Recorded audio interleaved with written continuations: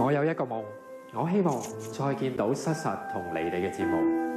我有一個夢，我希望睇到多元化、認真嘅電視劇。改變由4月2號開始，港台電視31將會每朝6點半起提供絕不離地、反映實況嘅節目。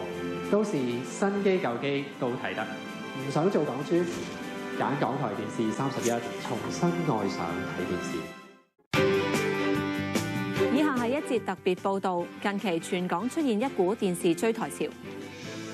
據可靠消息指，熱潮係由於港台電視31喺4月2號開始，每朝6點半起播放精彩節目，內容反映實況，絕不離地。同時新機舊機都睇得。精彩每日後會有期。4月2揀港台電視31，重新愛上睇電視。